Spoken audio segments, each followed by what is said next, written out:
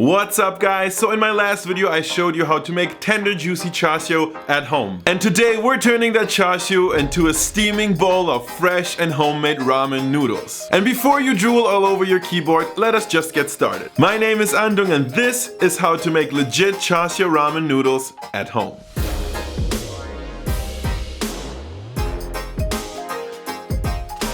Just real quick before we get started, if you like recreating mouth-watering dishes from China and the world at home, then you have come to the right place. Make sure to subscribe to my channel and hit that bell for lots of food inspiration. But back to our ramen noodles. A good bowl of ramen is an incredible experience. And if you ask me, that's because every single element in a bowl of ramen is its own science. And in this video, we are focusing on one element in particular. That's the unique and springy texture of ramen noodles. Well, fortunately, there's a very straightforward solution to this problem. I will spare you the chemistry, but what we need is an alkali. Nothing crazy, this and this is an alkali, but I don't think you want to eat those.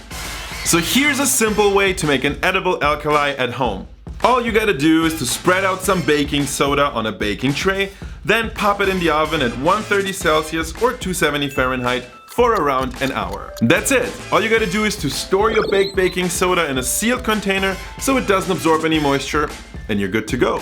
Right, noodles. The rest of the noodles is really not a big deal. We make a dough by mixing flour, salt, some of our BBS and water, and kneading it until our dough comes together as one ball. See how our dough turns a yellowish color? That's our alkali working right there. Now, be a little patient with the kneading. It's fine if your dough is a little bit on the rougher side, but you want to try to keep it as dry and tough as possible. This will be important later on. And that's because after you cover it with some plastic wrap and let it rest for around an hour, your once tough dough will be much smoother. And all you gotta do now is making your noodles. If you have a pasta machine, use that to flatten and cut your noodles. For me, the second thinnest setting was perfect. You definitely want to keep some cornstarch at hand just so you can dust your dough whenever it gets tacky, and also to make sure that your ready noodles don't stick. And if you don't have a pasta machine, then I guess I'm sorry, you can't make ramen. Nah, of course you can. Where do you think you are? You're on My Name is Andong and nothing is gonna stop us from making ramen. Roll out your dough nice and thin and dust with a good amount of cornstarch. Now fold it together a little something like this, and hand slicing your noodles is already much less intimidating than you probably would have thought. Am I right? Beautiful hand-cut ramen. So proud. Now bring some water to a boil. Add your noodles in and make sure they don't stick together.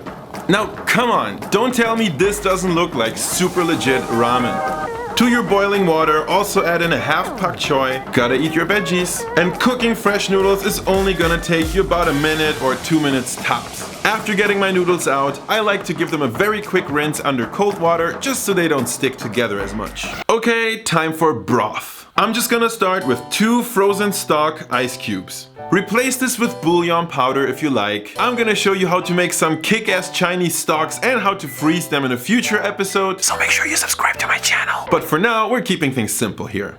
I'm just gonna add some soy sauce, chili oil, sesame oil, and top this whole thing up with some water.